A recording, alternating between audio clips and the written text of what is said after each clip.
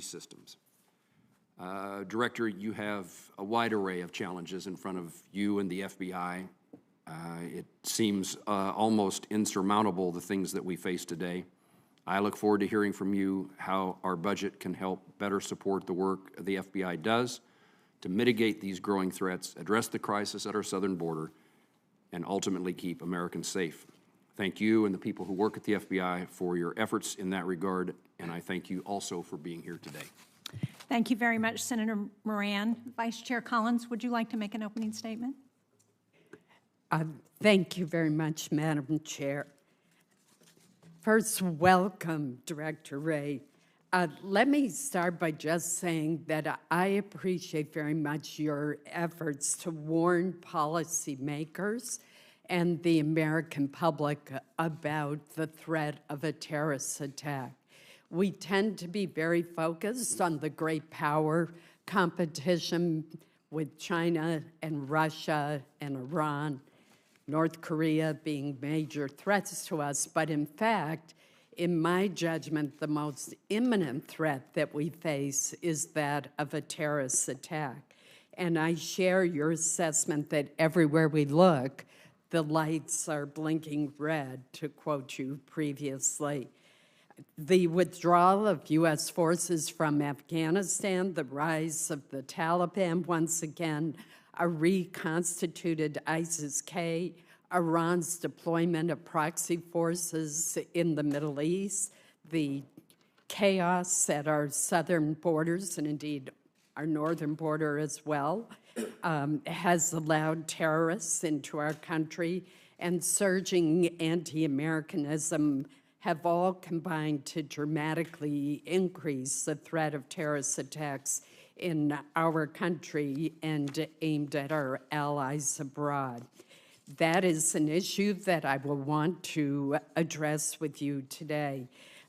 The second issue, which we have talked about before, is the absolutely stunning increase, the shocking increase in illegal marijuana growing operations in rural homes in Maine that are often run by Chinese nationals. I brought this up to you at the Worldwide Threats briefing a month ago, and I have raised the issue with a growing operation in a house that contained 1,500 recently harvested marijuana plants, more than 30 pounds of processed marijuana, and illicit drug-related materials, all of which were seized. This particular growing operation was located adjacent to a daycare center. The Attorney General has committed to having the Department of Justice more actively involved, along with other federal agencies, in helping state, county, and local law enforcement in Maine. I would note Maine is not alone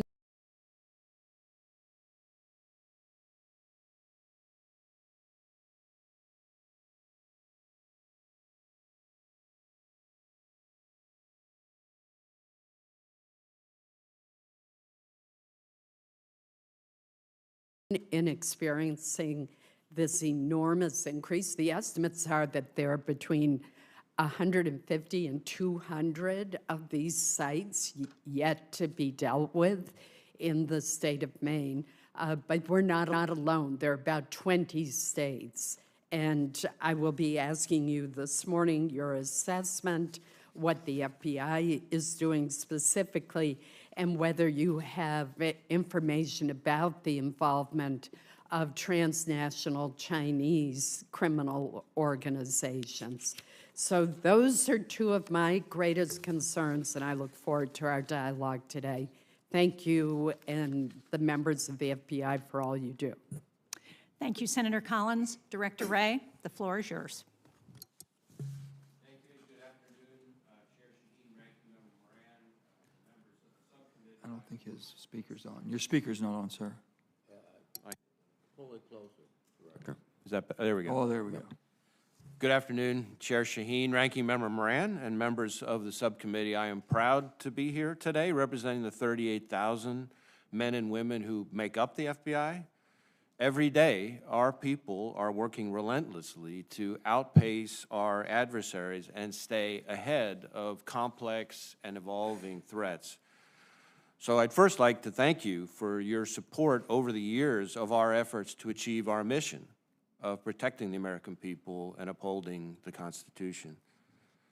At the same time, I also realize the reality of the environment we're in today, where so many agencies are dealing with tightening budgets. And this year, the FBI has been one of those agencies, with our fiscal year 2024 budget having now come in almost $500 million below what the FBI needs just to sustain our 2023 efforts.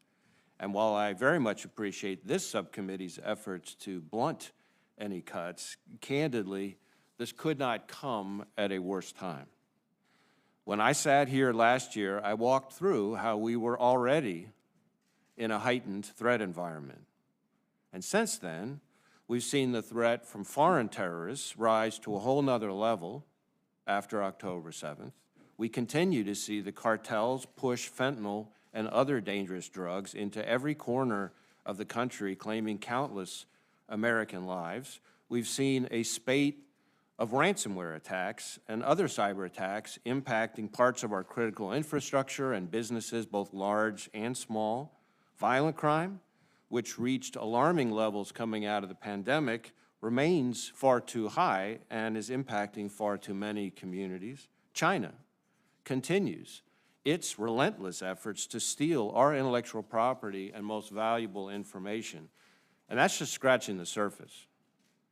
When I look back over my career in law enforcement, I would be hard-pressed to think of a time when so many different threats to our public safety and national security were so elevated all at the same time. But that is the case as I sit here today. And while we have always found ways at the FBI to innovate and make the most with what we have, this is by no means a time to let up or dial back. This is a time when we need your support the most. And I look forward to working with this subcommittee to get things back on track. Because right now, we need investments in our people and the resources required to keep Americans safe. Now, I will stack the FBI's workforce up against anyone, anywhere, anytime. They are innovative, they're efficient, they're relentless, they're patriots, and we have been fortunate at the FBI in recent years that our recruiting has gone through the roof. Americans are applying in droves to devote their lives to a career with us protecting others. But we need more positions to be able to bring all the good people we can to the fight, certainly not fewer. And as great as our people are, we also need to equip them with the necessary tools required to tackle today's threats. Now is not the time for less. To fulfill our mission, the men and women of the FBI need more. Terrorism. Just in the time that I've been FBI director, we've disrupted multiple terrorist attacks in cities and communities around the country. We need funding to continue protecting America from terrorism. I touched on this earlier, but there was already a heightened risk of violence in the United States before October 7th, and since then, we've seen a rogues gallery of foreign terrorist organizations call for attacks against Americans and our allies. And given those calls for action, our most immediate concern has been that individuals or small groups will draw twisted inspiration from the events in the Middle East to carry out attacks here at home. But now, on top of that, increasingly concerning is the potential for a coordinated attack here in the homeland, not unlike the ISIS-K attack we saw at the Russia Concert Hall back in March. China. We're up to something like 2,000 active cases across all 56 FBI field offices focused on the PRC's efforts to try to steal our information and technology. And we need funding to continue countering the threat posed by the PRC, a government sparing no expense in its quest to hack, lie, cheat, and steal its way to the top as a global superpower and to undermine our democracy and our economic success. Cyber. We're investigating more than 100 different ransomware variants, each of them impacting scores of victims, and that's just ransomware. We need funding to continue disrupting all kinds of cyber threats, certainly those from China, but also from a crowded field of sophisticated criminals and hostile nation states like Russia, Iran, and North Korea. The fentanyl epidemic. We've got between 300 and 400 investigations just into cartel leadership, and time again, our folks are seizing enough fentanyl to wipe out entire states. We need funding to continue thwarting the range of threats emanating from the border. Fentanyl, gangs like MS-13, human trafficking, violent crime. Last year, our Safe Streets and Violent Crime Task Forces arrested something like 50 bad guys per day, every day, all year long. We need funding to continue fighting the violent crime that remains at levels in this country that are still too high. Child exploitation. Our dedicated agents, analysts, and professional staff working violent crimes against children are arresting hundreds of predators and rescuing hundreds of victims each and every year. We need funding to continue protecting our most vulnerable victims from their tormentors. In all those areas that I just mentioned, we are working closely with our partners at all levels of government to achieve our shared goals of keeping our communities safe and protecting Americans from harm. Every day, FBI agents, analysts, and professional staff are working shoulder to shoulder with thousands of task force officers from hundreds of different police departments and sheriff's offices all over the country on our FBI-led task forces. On top of that, we provide technology and expertise, valuable investigative leads like DNA matches, and cutting-edge training to law enforcement nationwide to help them keep our communities safe. So, as I know this subcommittee recognizes, cuts to us are cuts to our partners, state and local law enforcement agencies and officers who are on the ground, putting themselves in the line of fire, often quite literally. That's just one way that cuts to us are going to have real impacts on the American people. So, yes, despite best efforts, we took a hit in the 2024 budget, but 2025 is a chance to get back on track and provide the FBI's men and women the tools and resources the American people need us to have to keep them safe. So thank you again for having me here today, and I look forward to our discussion. Thank you very much, Director Wray. Senator Manchin, I understand you have to leave to chair another hearing, so would you like to begin the questioning? First of all, thank you, Madam Chairman. I appreciate that very much. And to Director Wray, to you, and to all of the 35,000 plus members who protect us every day and put their lives in harm's way for us, I want to thank each and every one of them too. Sir, real quickly, I want to thank you for coming in 2022 to our Clarksburg, West Virginia FBI Center, which is your largest, I believe, in the installation, does all the background, checks. And my concern there is the Bipartisan Safer Communities Act, making sure you have the necessary funds and budget to enact that properly, that we can continue to grow and protect the people of America from those who want weapons for the wrong reason and shouldn't have them, that we can do the background check properly. So if you feel that this has been done adequately there, and if there's any help that you're needing, please let me know. So I certainly appreciate your strong support for the men and women of CJIS. As we've discussed, I think before, in my view, the folks at CJIS are the folks that in some ways have the greatest impact on the American people, but that the American people know the least about. And one of those services, of course, is NICS, and the Bipartisan Safer Communities Act provided an important boost to our authorities in that space and additional funding. Now, on the funding part, though, here's the key. I heard it. Here's the key. So we need to get those positions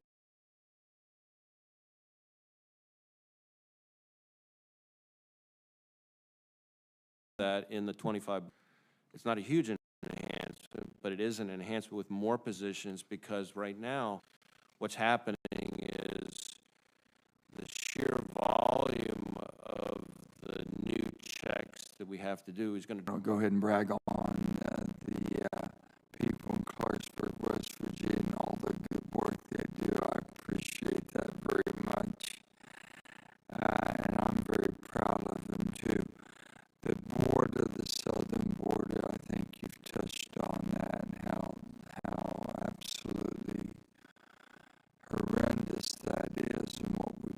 do and all the threats that we're seeing. Today's announcement by the president will give us some light of hope, no matter how much, but it all is going to be much appreciated. So I know you're watching that very.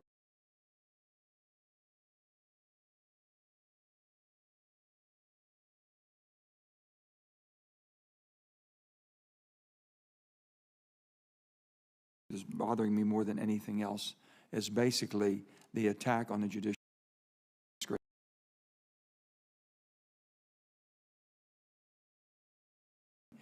But explain to people, my state is an R40 state, if that gives you an idea of how strongly that the former President Trump has been supported. And I want to make sure I'm accurate when I tell them. They come to me and they say, well, it was a kangaroo court, this and that happened, and it wasn't fair and everything. And I said, well, I understand that there was a jury of peers, 12. It went through the process, but in no means does it means it's over. The rule of law, the way I understand it in America, no matter what state you're in, I have a right to cure. I think I've had a misjudgment or basically someone who ruled and maybe took liberties they shouldn't have taken. That judge can be reprimanded, can go through another Supreme Court. I think people have to understand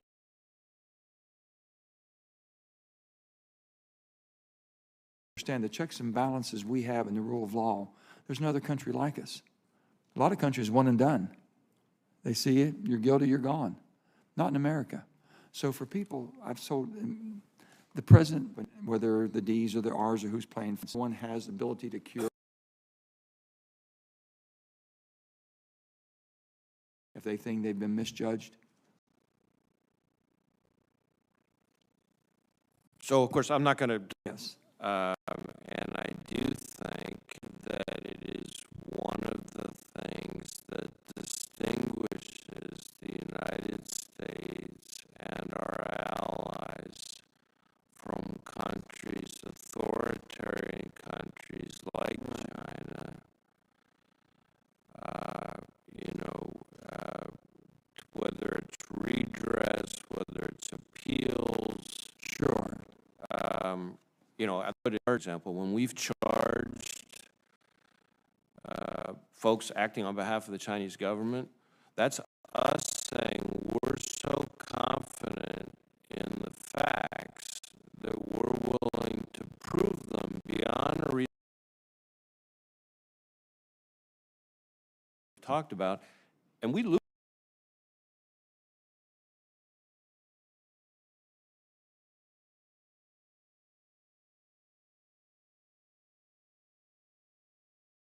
The prosecutors don't like me. We lose cases in this country. The Chinese don't lose many cases, and it's not because they're better. I can assure you. I got you. So respect for just in general, I'm not speaking about any specific case or any specific criticism, but respect for our institutions, respect for our processes is something that I think is something we need to try to hold dear. Just, again, I'm speaking in general, not about it. We have in the judicial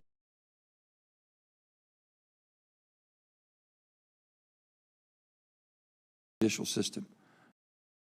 The more you can do to educate the process and all the curing elements I have, if I think I've been treated wrong, I've got other ways to handle it in America. Nowhere else does that happen.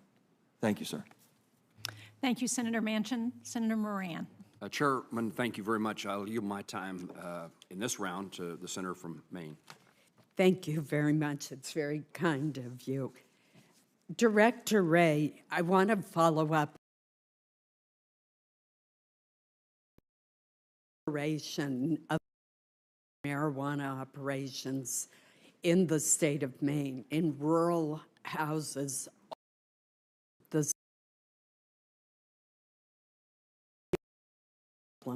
And on one of these growing operations, and by the way, the houses are full of black mold.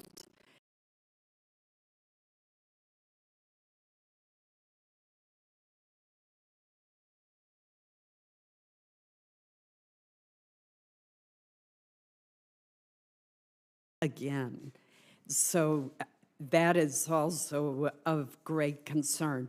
What is the FBI's theory about why Chinese nationals or Chinese transnational criminal organizations are setting up these illegal marijuana growing operations in states like Maine? So it's something we have a number of investigations into, as you might imagine. I guess speaking in my sort of intelligence agency leadership role, we don't yet see, but we're obviously investigating any direct ties between these grows and, say, the Chinese government itself. But we are starting to see, as we unpack this more ties between a lot of these growing operations and Chinese organized crime.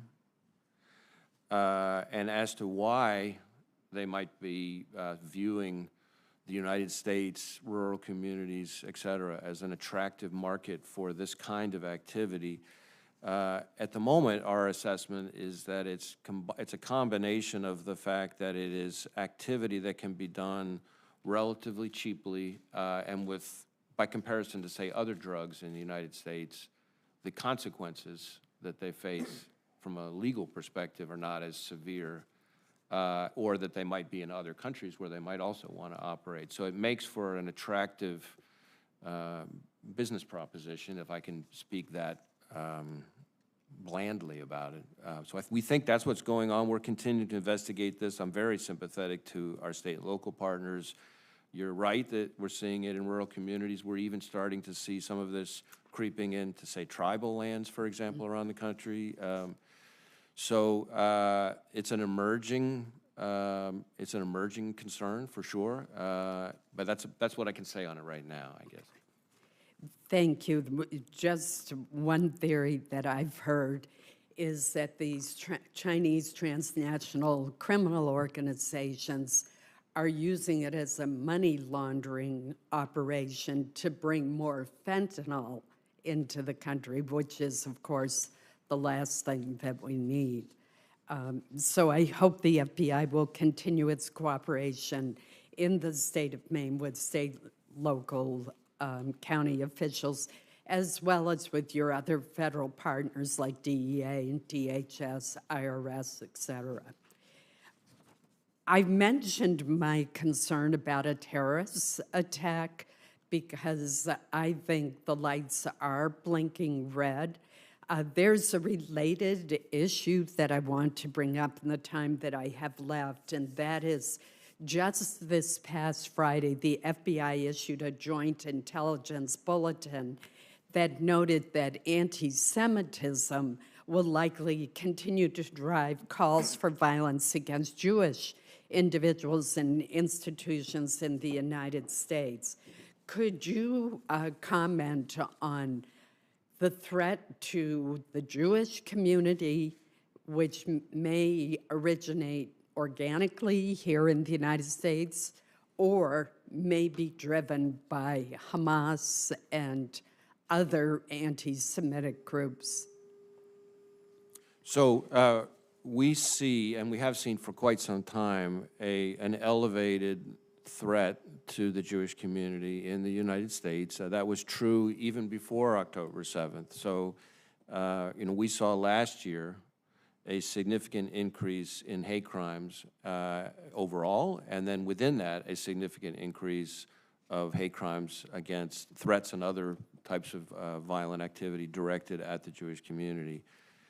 And then since October 7th, the increase just went up dramatically. I think in the first 4 months after October 7th, we saw about a 60% increase in the number of hate crimes investigations we were opening. And while not all of those were targeting the Jewish community, some were targeting Muslim Americans, Arab Americans, and others, the vast majority were targeting the Jewish community. Put that in a little more context, the Jewish community represents about 2.5% of the American population, and yet within religiously motivated hate crimes, about 60% of them, close to 60% of them, are directed at the Jewish community. So you can see the reason why we think it is such a significant concern. They are targeted by foreign jihadist-inspired terrorists, whether it's ISIS, Al-Qaeda, others.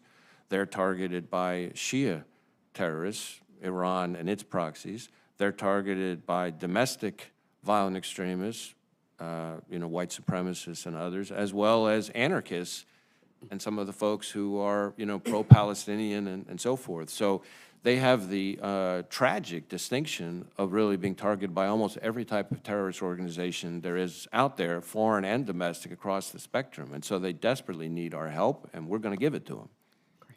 Thank you so much. Senator Reed. Well, thank you very much, Senator Moran. Director, thank you for your service, and please convey my deepest thanks to the men and women who serve with you. You indicated in your opening remarks that last year you took a hit in your budget. This year, if you don't get what the President asked for, how many personnel do you estimate you'll have to lay off? Well, we don't know yet how many, because of course we don't know what will happen. I think at the moment, the effect of the '24 budget is that that's about 1,000 positions that we can't fill. And we are kind of muddling our way through the impact of the '24 budget. But if Congress were to, in my view, make the mistake of doubling down on that, then the consequences would be very significant. I mentioned the work we're doing to protect people from terrorism. That's fewer tips and leads followed, fewer terrorist attacks detected. That's a significant concern in a heightened terrorist threat environment. I mentioned violent crime, arresting 50 bad guys per day, every day. The kind of cuts that you're alluding to means more violent gangs terrorizing neighborhoods, more bad guys on the street to hurt people. I talked about the threat from China. The scale of the China threat is massive. Cyber alone, they outnumber the FBI 50-1. So scaling backwards means that many more cyber attacks at a time when they're trying to target our critical infrastructure, among other things. So it makes the environment safer for hackers. I talked about the border. We've got between 300 and 400 investigations into the cartels. We're seizing enough fentanyl in FBI field offices and our task forces, single seizures, enough fentanyl to wipe out an entire state. So cuts to our budget in '25 is going to mean more fentanyl on the street, more overdoses, more deaths, more violence. So when people ask me, what is the effect of these cuts? The people it hurts are state and local law enforcement, and the people work together working with them trying to protect. The people it helps are the terrorists, the cartels, the violent gangs, the Chinese government, the hackers, the child predators. I can go on and on. So I would implore Congress, and again, this subcommittee I think has always been very responsive, but I would implore Congress, please don't make the mistake of thinking that you can make cuts like this and not have real consequences to public safety and to our state and local partners. I think that's the part that keeps getting lost.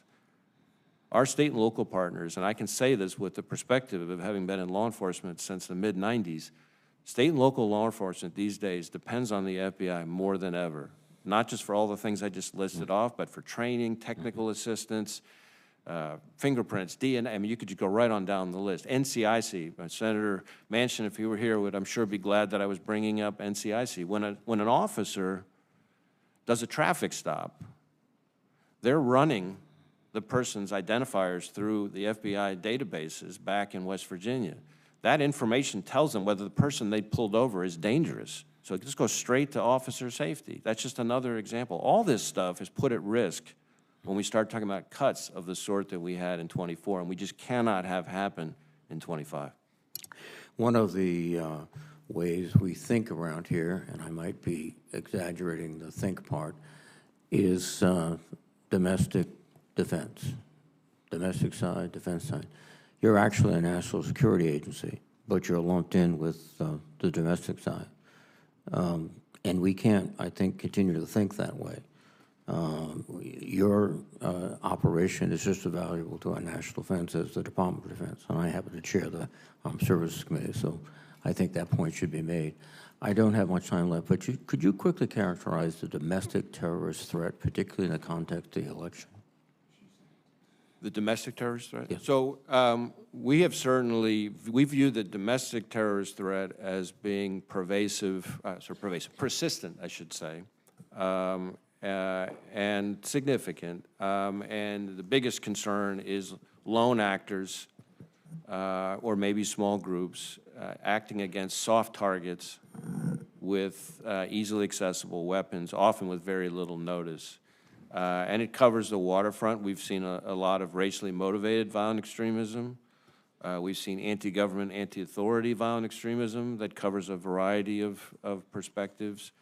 And it is a threat that year after year continues to be a real concern. Thank you very much. Thank you, Mr. Chairman. Senator Reid, I think our number in this CJS appropriation is $890 billion that's defense spending.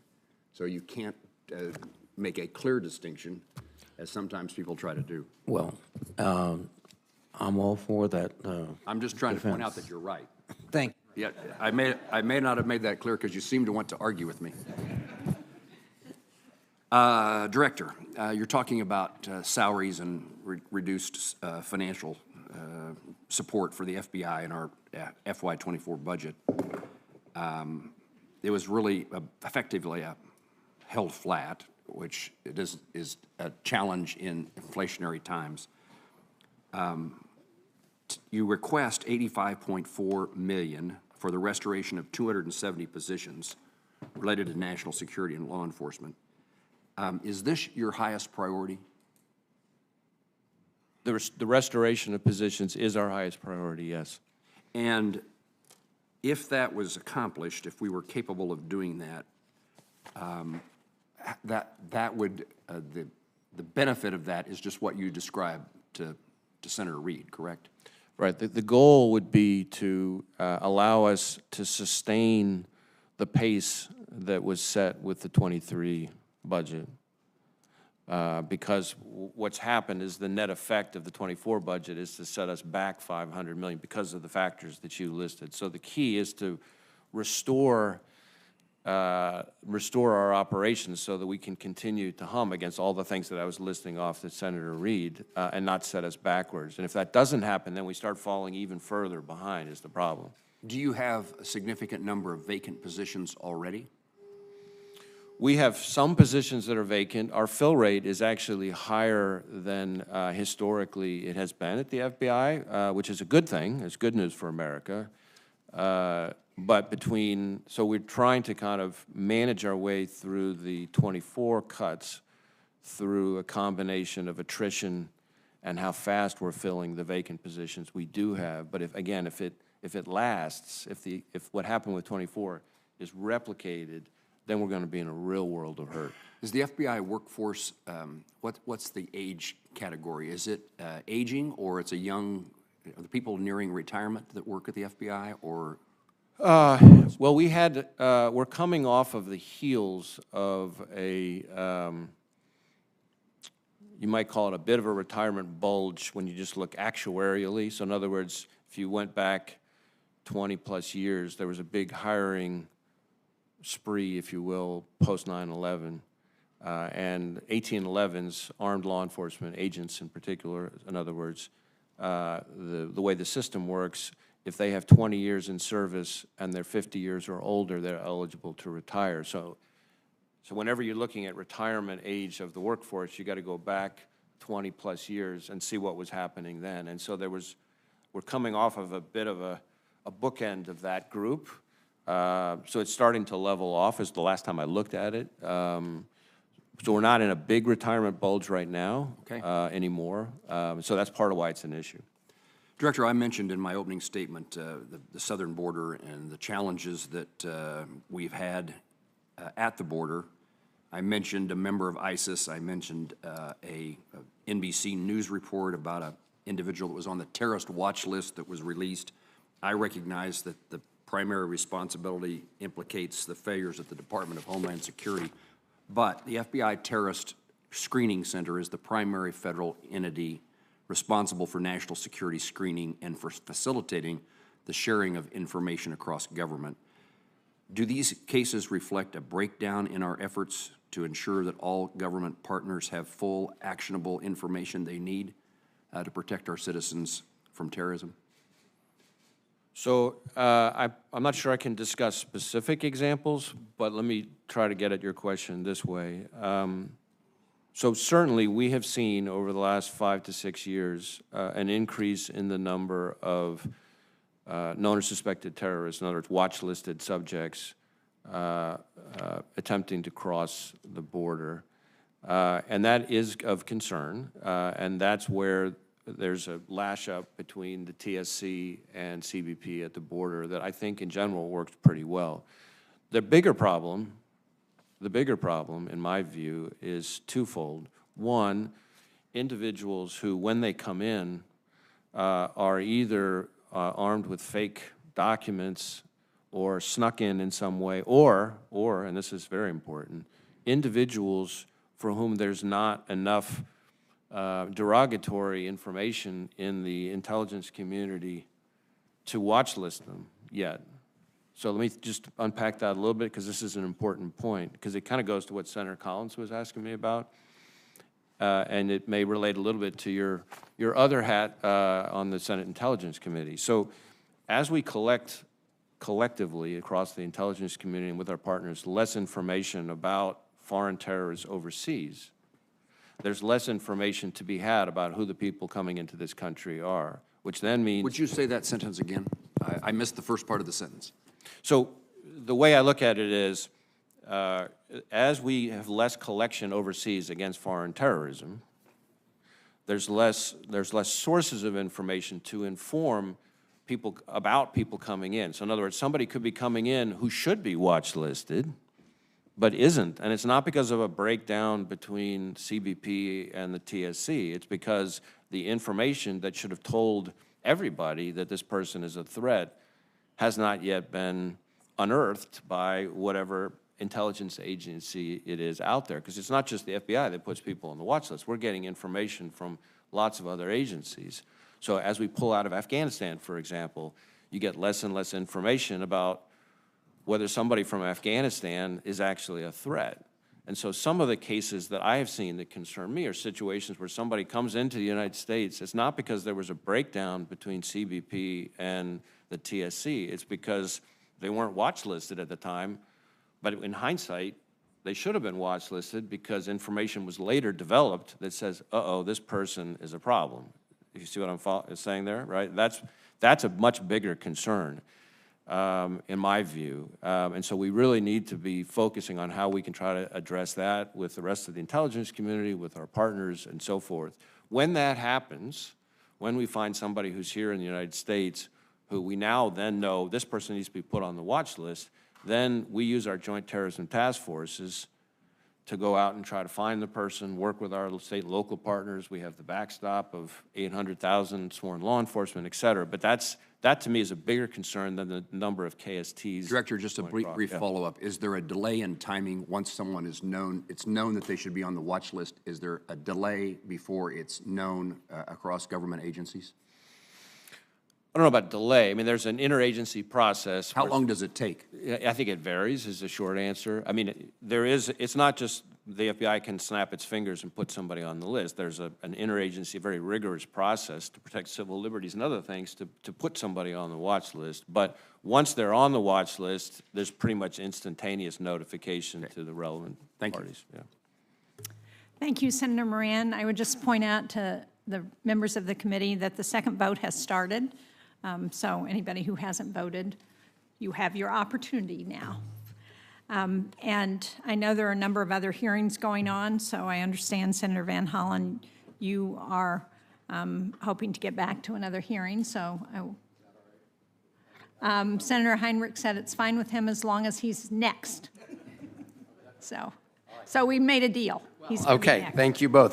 Sorry, I have Secretary Yellen in front of my subcommittee. So, Director Wray, it is great to see you, and I do want to start by... You're not suggesting that she has precedent over Director Wray? No, of course not. But I'm sharing that one. So, I want to thank you for your efforts on combating domestic terrorism and commend the Bureau for its work on that front in Maryland. This time, Last year, as a result of an investigation led by the FBI's Joint Terrorism Task Force, 2 individuals affiliated with neo-Nazi groups were charged with conspiring to attack Baltimore's power grid facilities. Their motivations stem from violent extremist white supremacist beliefs. And in recent developments, just last month, the FBI field office and the U.S. Attorney's Office announced that one of the individuals pled guilty to conspiring to damage or destroy electrical facilities and will be sentenced in the fall, facing up to 20 years for that crime. So again, thank you for your team in action. Also, I'm sure you're aware of the fact that the Attorney General was testifying in the House today in front of the House Judiciary Committee.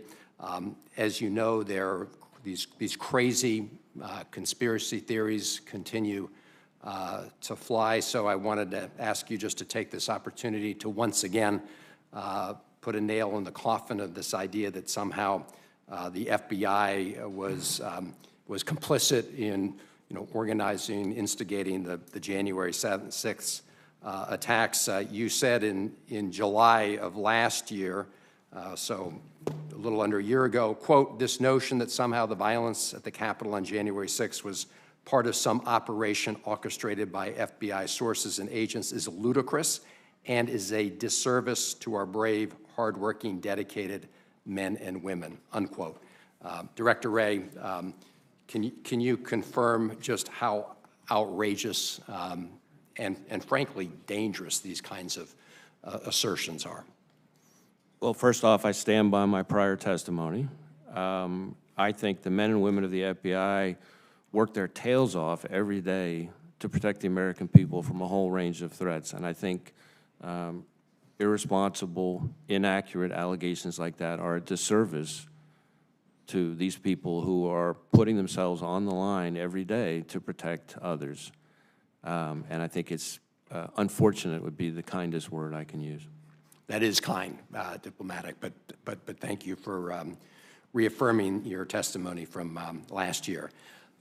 Speaking of the men and women of the FBI, we agree that they deserve our thanks, and they also deserve a new headquarters worthy of their work. And as you know, last year the GSA selected Greenbelt, Maryland for a new suburban consolidated FBI headquarters.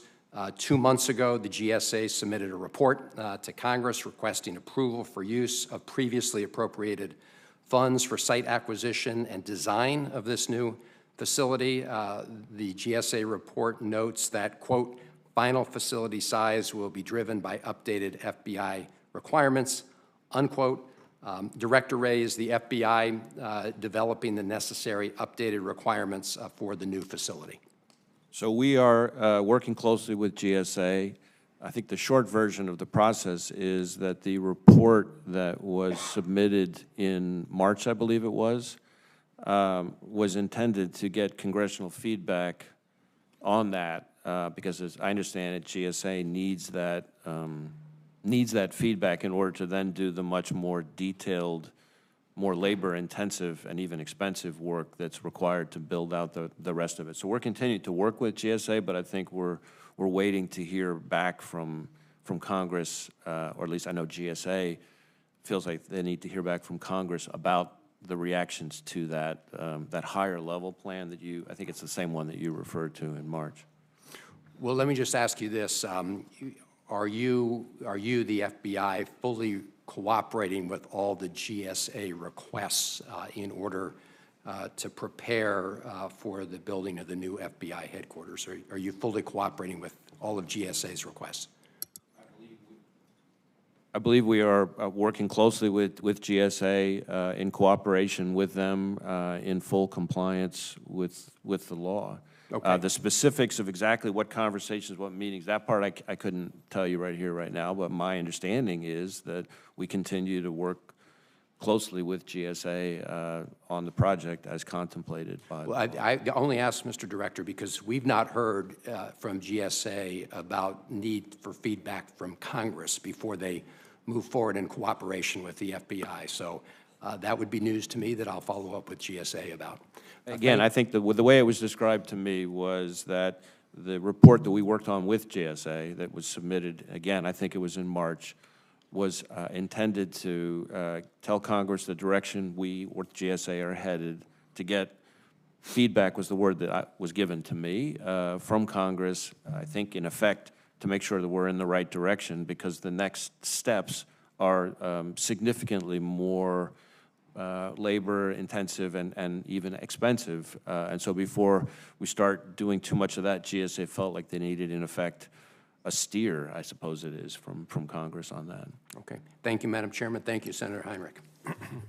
Well, thank you, Senators Van Hollen and Heinrich. Now, Senator Heinrich, when I said you would be next, I did not anticipate that we would have Senator Kennedy coming in, and he was here first. Okay, so in fairness, Senator Kennedy. Sorry, Martin. Mr. Director, welcome.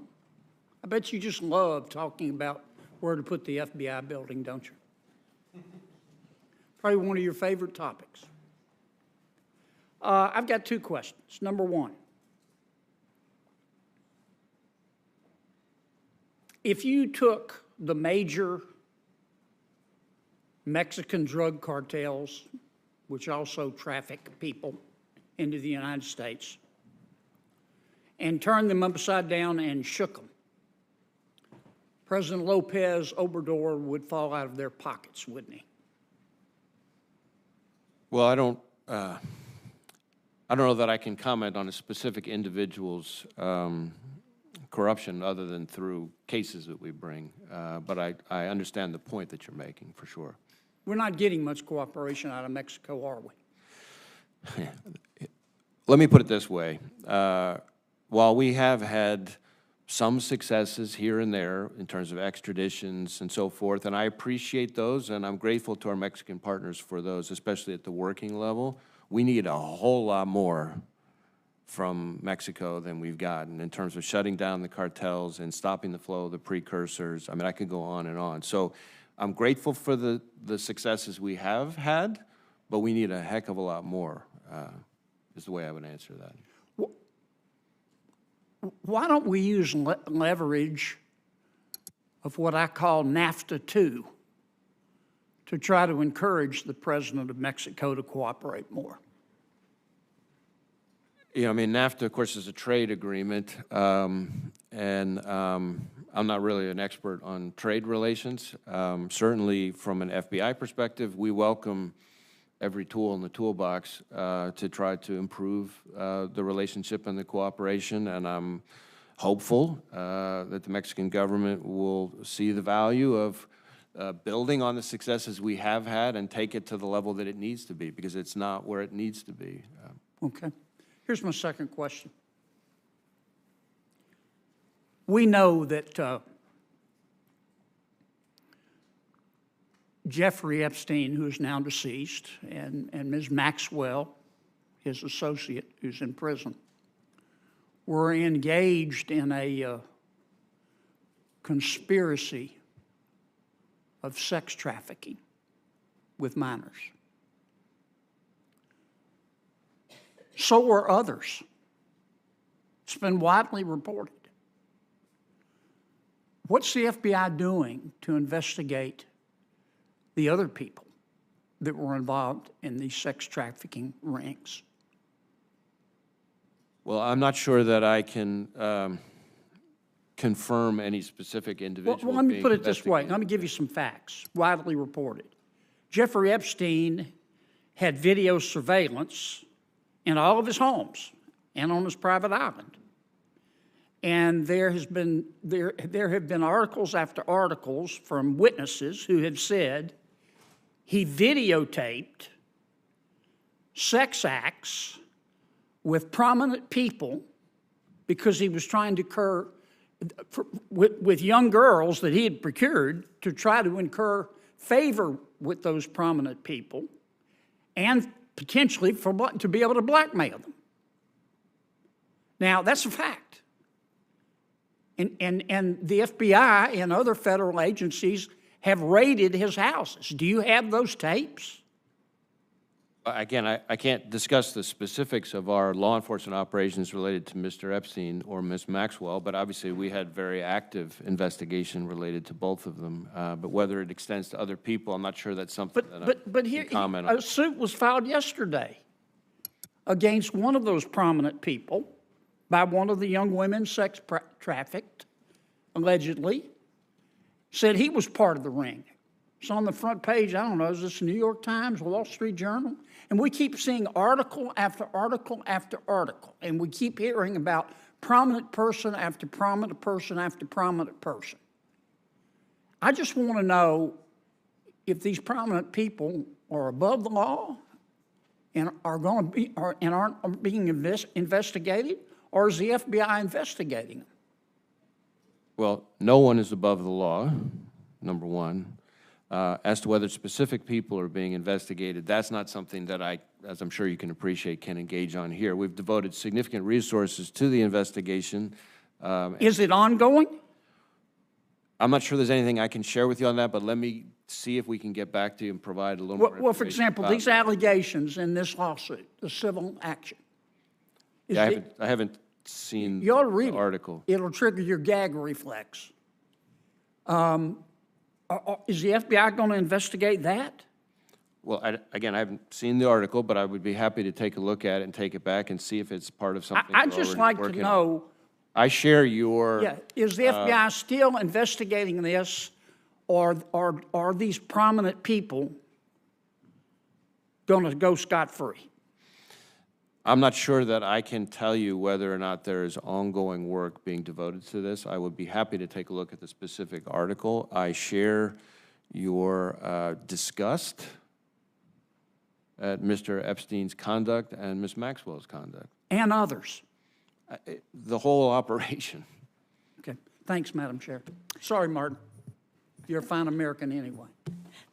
Thank you, Senator Kennedy.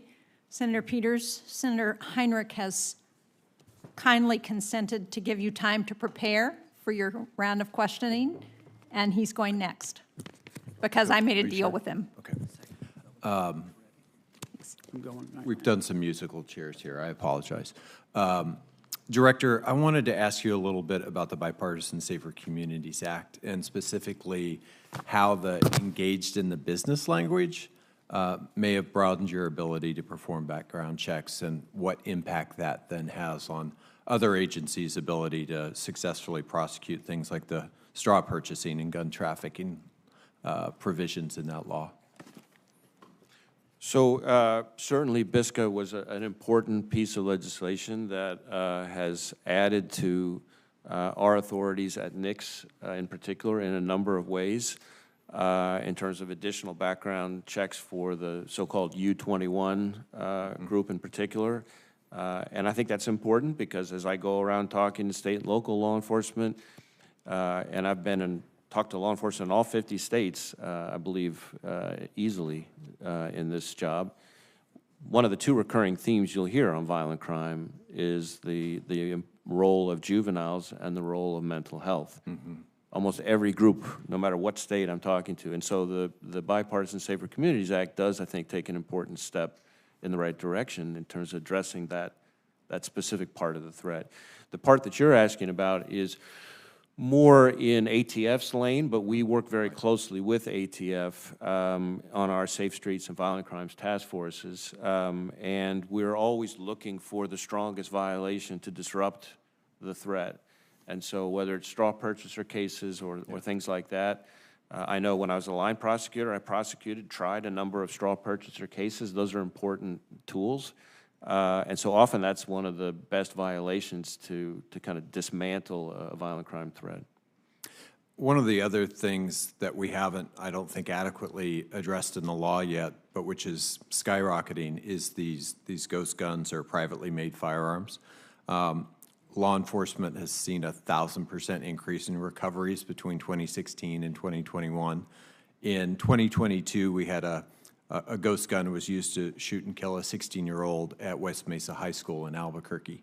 And I wish that were a completely isolated case. What is the FBI doing to recover and prevent assembly of ghost guns? And what tools, maybe even more importantly, do you need from the Congress to be able to get your hands around this challenge? So I would say ghost guns, as you say, represent a real challenge for law enforcement because the kits are cheap and widely available and undercut the ability to trace the firearm and in effect end up undermining the background investigation process.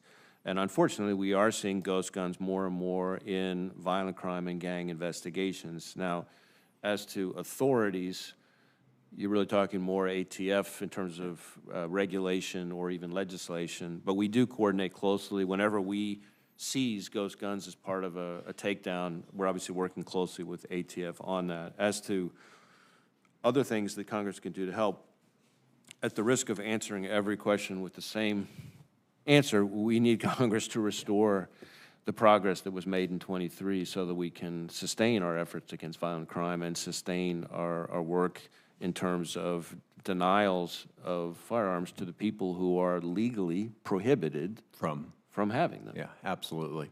On that note, and I suspect it will be a similar answer, we made some progress recently with the Fentanyl Act that was really designed to prevent fentanyl from getting inside the United States in the first place, but you have to deal with it once it's already here.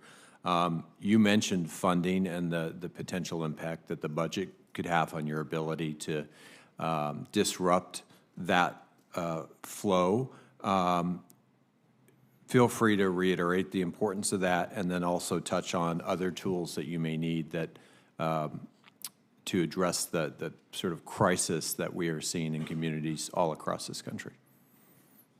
So we are finding most of the fentanyl that we seize at the FBI is fentanyl that's already here in the United States, and what we're finding is that something like 70% of it is coming up in violent gang takedowns. So that shows you kind of firsthand the nexus between the fentanyl problem and the violent crime problem and some of the most dangerous offenders. And it is not unusual for the FBI, for any given field office, to seize enough fentanyl in one takedown to have wiped out an entire state. God. And so if you start thinking about the impact of the cuts that we've been talking about in this hearing, that's fewer seizures. That's more pills on the market. That's more people dying. I mean, just put it as bluntly as that. And that's just looking at it that way. And of course, we also have all these investigations into cartel leadership. And again, the cuts impact that if we're going to be serious about going after the cartels. Among the other things that we're doing to try to tackle the fentanyl problem, we have an initiative called J-Code that aggressively targets darknet trafficking of fentanyl. We just last year had an operation called Spector that was the largest ever, I think, takedown of darknet trafficking marketplace of fentanyl and other dangerous, synthetic opioids. So that's an important part of our work.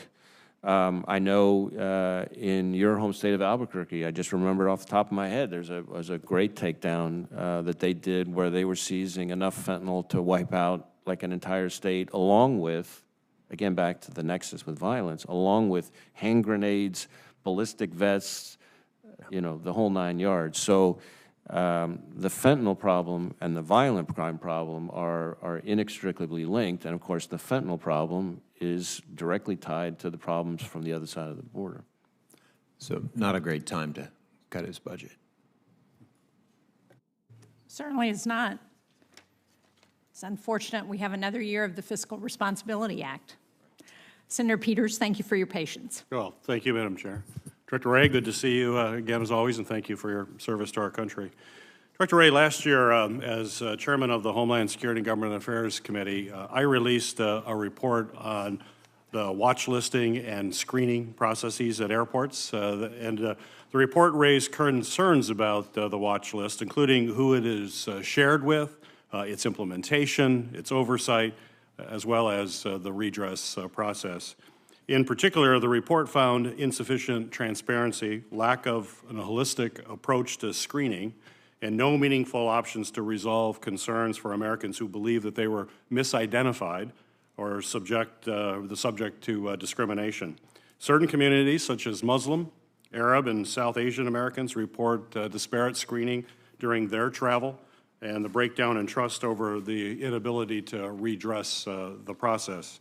Certainly, I think you agree the administration, including the FBI, must effectively target our resources to protect our country from terrorism, first and foremost, but we also need to respect the rights of innocent Americans as well. So my question for you, sir, is I believe you're familiar with this report, and what steps have you taken to ensure that there's more transparency, especially to Congress, about the watch list and other data sets maintained by the Terrorist Screening Center as recommended in the report that my committee published? So certainly I agree, as you stated, that it's important that the database be used to protect our national security and at the same time respect civil liberties. And no one is placed on the watch list solely because of race, ethnicity, national origin, religious affiliation, or any First Amendment protected activities. And there is a rigorous interagency process. There are continuous review and quality control measures. We're constantly taking advantage of new methods and technologies to strengthen those processes. And while the FBI and the TSC, as I know you know because of your other role, are not responsible for the actual travel screening, we do work diligently with the interagency to try to make sure we're maintaining a current and accurate watch list. Recently, the TSC put out a comprehensive document about the watch list process, which includes everything from the process for nominations, the use of the list, quality assurance measures, and to the heart of your question, the redress procedures. And so our hope is that that document strikes the balance of the two issues that you mentioned in terms of providing more transparency about all those processes so that people know how it works, know how they can challenge if they have something that they want to challenge, while at the same time not compromising our national security. Ironically, some of the transparency around this process could itself infringe on people's privacy and civil liberty because of who it identifies in a way that maybe they wouldn't want being identified. Right. It is always a careful balance, but we have to continue to work. We've been working with your team. We hope we can continue to do that. And it's been a particular issue in Detroit Airport, for example, for reasons you and I have discussed many times. Director Wray, we have seen historic spikes in anti-Semitic, anti-Muslim, and anti-Arab American hate incidents, certainly driven by the war between Israel and Hamas.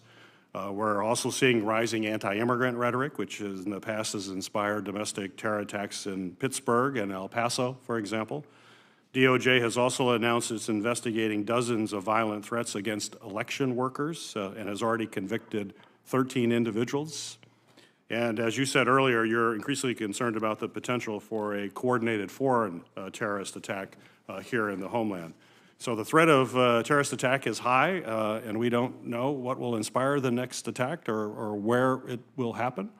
But my question for you is, given all of these threats, how is the FBI now prioritizing resources to protect these communities from these varied threats? Well, you covered a waterfront because there's a waterfront to threats. So to start with, on the terrorism side, terrorism, which includes both foreign terrorism and domestic terrorism, remains our #1 priority. That has not changed, and that drives prioritization within all the field offices, for one thing. Second, we, a couple of years ago, elevated civil rights, specifically including hate crimes, to what we call a national threat priority. And the effect of that is to drive prioritization in all the field offices. In addition, I created a few years ago something that we call the Domestic Terrorism Hate Crimes Fusion Cell, because what I found was that sometimes the same act of violence could be considered either a hate crime or an act of domestic terrorism. In many ways, it's the same type of attack. It's just two different legal structures. And in the FBI, the Criminal Investigative Division, we have people who focus on hate crimes, and then of course we have people who focus on the national security side on terrorism. And so this fusion cell that I created brought the two groups together to ensure both that nothing slips through the cracks, but also, maybe more importantly, to try to see if we can better anticipate and to be more proactive to prevent these attacks in the first place as to solely responding after they tragically occur. And I'm proud of some of the work that was done, including, I think for the first time ever, a couple of years ago now, a proactive hate crimes charge that disrupted an attack against a synagogue. I believe it was in Nevada, but it could have been in Colorado because there's one of each. Great. Thank you. Appreciate that and look forward to continuing to work with you. Thank you, Madam Chair. Thank you, Senator Peters. Senator Fisher. Thank you, Madam Chair, and thank you for being here today, Director Wray. I continue to be concerned about the threat that the Chinese Communist government poses to critical infrastructure in the United States, especially when it comes to cybersecurity. In Nebraska, this presents distinct vulnerabilities for our agriculture industry and the nation's food supply. For instance, malicious code contained planting data and harm crop yields. It also can be used by foreign actors to steal our ag innovation. What internal mechanisms is the FBI relying on to counter cyber threats to the agriculture industry from China specifically? So we are specifically concerned, not just as you are, about the China threat more broadly, but about the China threat as it relates to agriculture in particular. I have visited our Omaha office a couple times. I met with our partners there, and I know from firsthand experience and contact with them that they are acutely focused on specifically the threats to agriculture. In fact, they're holding, I think, a big summit soon that I was hearing about. It's bringing people from all over the state and the region, again, very much focused on this issue. We have seen in the past the Chinese government or people from China acting on behalf of China attempting to steal cutting-edge agricultural research, even to the point of, I know in Senator Moran's home state of Kansas, we stopped the guy trying to, fly out of the country with cutting-edge agricultural research. In Iowa, I can remember we had guys out in the fields digging up genetically modified corn seed, and we prosecuted, worked with the DOJ to prosecute them. So there's the theft, the IP theft part, and we know that China has specifically identified agriculture as one of its areas that it wants to target. It's quite explicit about that. So that's a concern. You also brought up, I think, the critical infrastructure dimensions of this, and we have seen the Chinese government attempting to target multiple sectors, civilian sectors, to pre-position to potentially cause havoc at a time and place of their choosing. And so that's something that we're really trying to focus on. So, Can you tell us that in this setting, specifically what sectors and where that's happened, or should it be in a closed session? There's some sectors I could share publicly.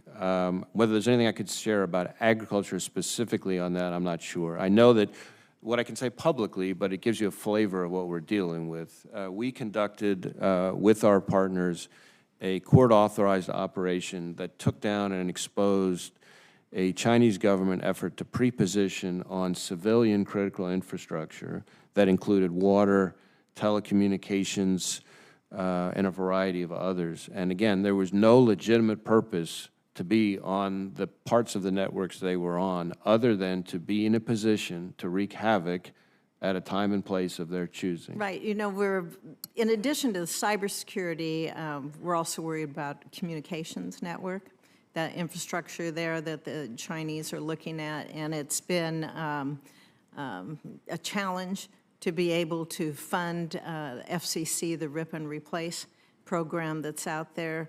So we know that the Chinese have that telecom equipment there. We know the security risks that are involved. Are you able to share any updates today from the FBI's work to evaluate the Chinese network gear that's located especially next to U.S. military installations? Again, if you could do it here, or if it would need to be in a closed setting. Western Nebraska has assets. Yeah, on the communications side and the whole rip and replace issue, that's probably something better reserved for another setting. What I can tell you is that we have a number of investigations underway that relate to allegations concerning buying up of land Another near concern. installations that would be of concern. And it's not that there's anything inherently unlawful about foreign purchase of land, but we get concerned when the purchaser may have ties back to a government that doesn't share our values, Is and that- it's positioned near some Right, critical and site. that's what we follow as well. Do you have enough availability? Is there enough transparency in these transactions to easily discover if there's a connection to the Chinese there? As I said earlier, we have concerns in western Nebraska about some of this. So it is a challenge. We are, on farmland in particular, we are working with USDA to try to look to some kind of mandatory reporting regime that might be helpful there. And so that's a relationship that continues to grow between the agencies. I would say that the Chinese government, now that more and more businesses, states, countries are wise to what they're up to, are making it harder to trace transactions. And they're not just sort of looking at the combined efforts of us and our partners and just saying, never mind. They're doubling down and trying to figure out how to be more creative to try to hide the hand of the Chinese government in some transactions. So we are having to work that much harder with partners to try to to sleuth out the involvement of some state nexus. Thank you, Madam Chair. Thank you, Senator Fisher. Senator Merkley. Thank you very much, Madam Chair, and good to see you, Director. Director, I wanted to explore a little bit the challenge of the plot to murder a Sikh activist here in the United States. The Department of Justice unsealed an indictment, and the individual, I gather, is in the Czech Republic, and that we've established there are extradition possibilities. Is that progressing? I can say that I'm very aware of the case you're talking about, and I do feel the case is progressing. There's probably not a whole lot I can say about it for that reason, but yes, the case is progressing. But we're actively pursuing extradition. We are, I believe I can confirm that much, yeah. Thank you. The Washington Post reported that U.S. officials have identified the individual in the Indian Intelligence Agency who was the crafter of the plot, and that the plot was approved by the Chief of Research and Analysis Wing, which is the Indian spy agency.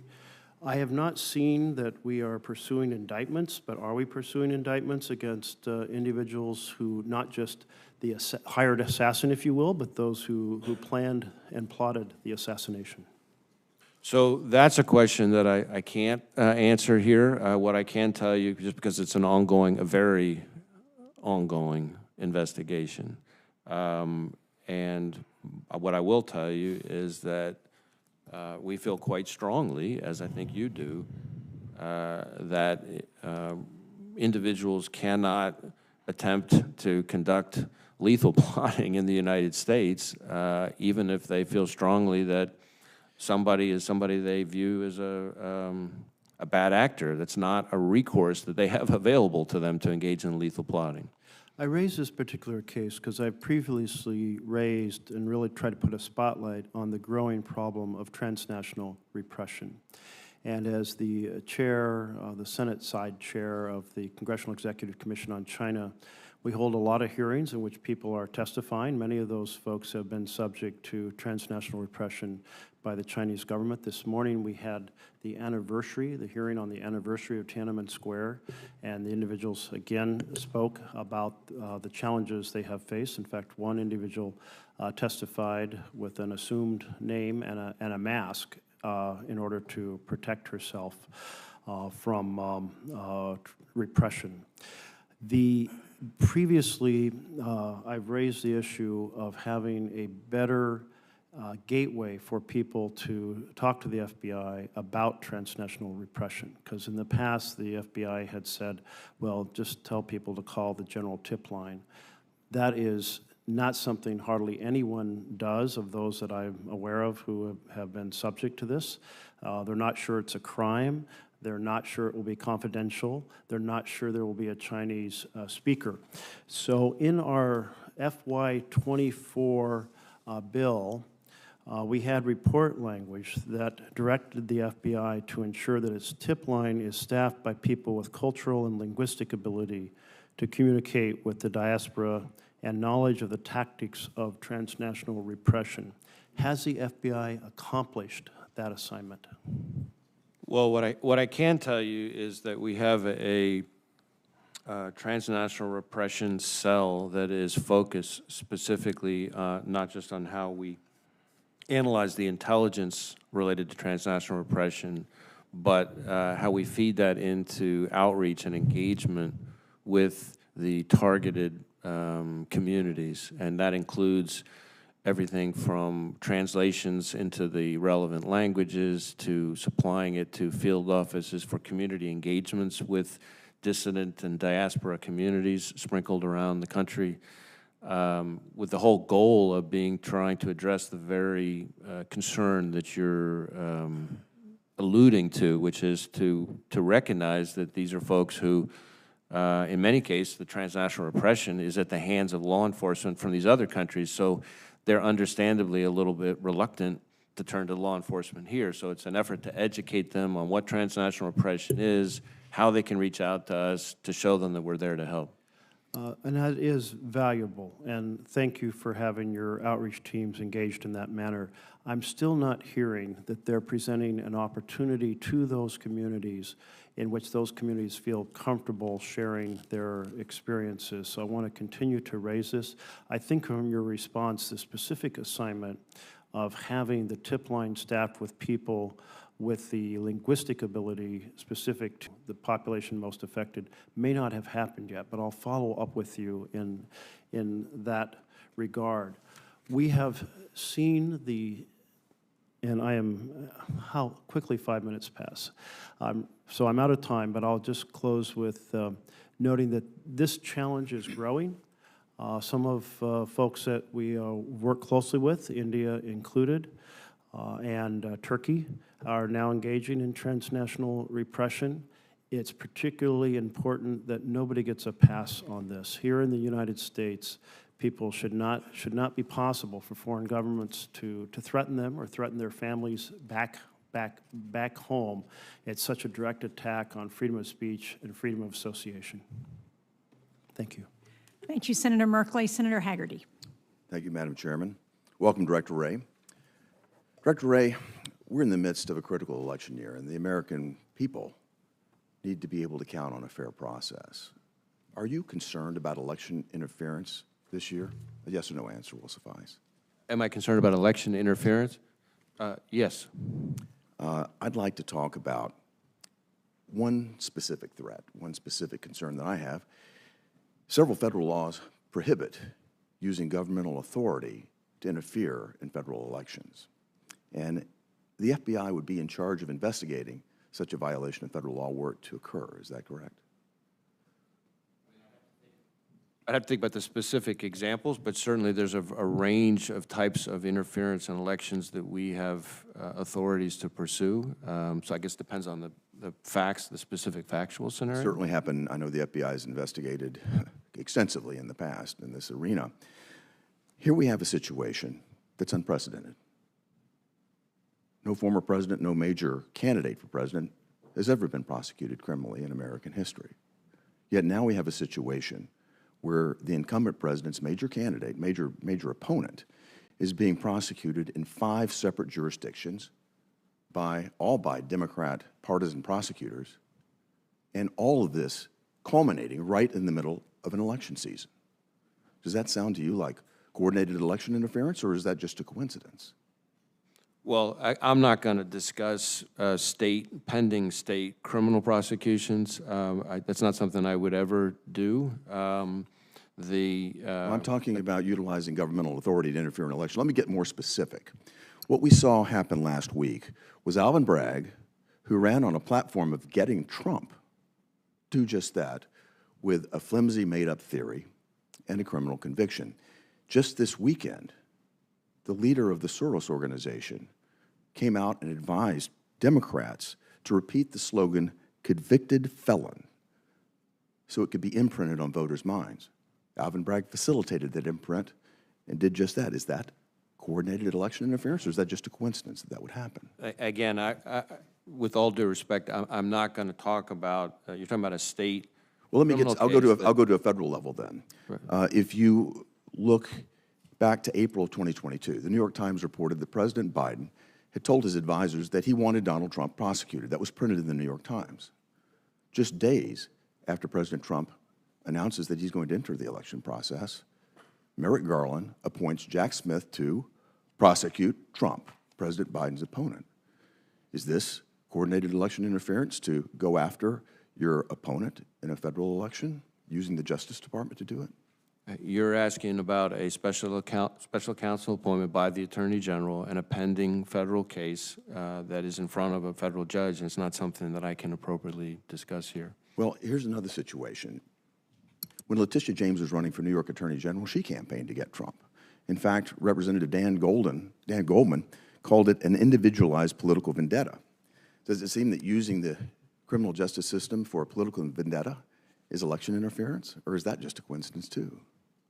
Again, I'm just not going to weigh in on pending state criminal cases. It's not an appropriate role for the FBI. If the FBI has the duty to investigate violations of federal law, and federal law prohibits the use of governmental authority to interfere in elections, particularly a presidential election of this consequence, the FBI is not investigating, and I presume, who's going to investigate it? Who's going to look into this?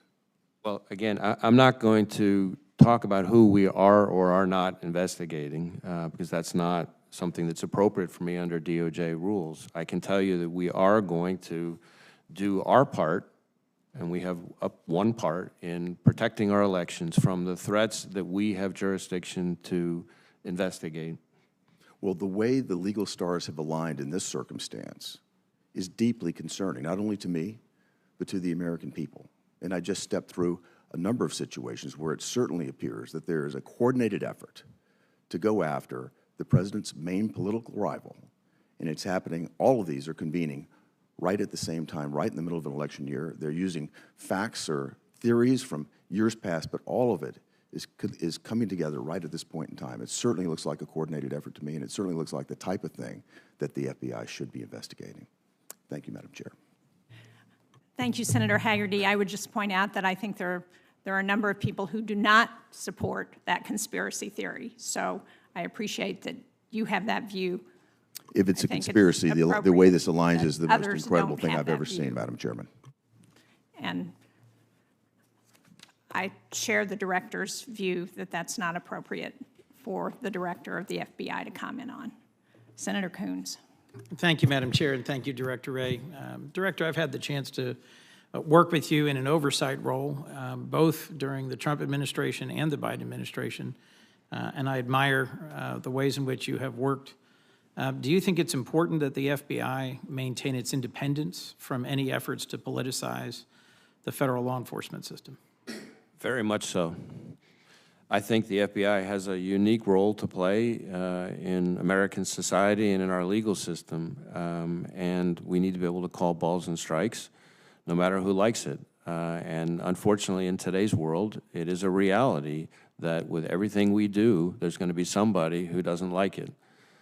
But we can't get hung up on that. To me, that's what independence means. We're going to call it without fear about who's going to be angry or upset or alternatively joyous or happy about something we do. We just can't go down that road. So my commitment, my focus, as was stated, I think, very clearly to you and the rest of the Judiciary Committee when President Trump nominated me, was that we're going to focus on doing the work in the right way.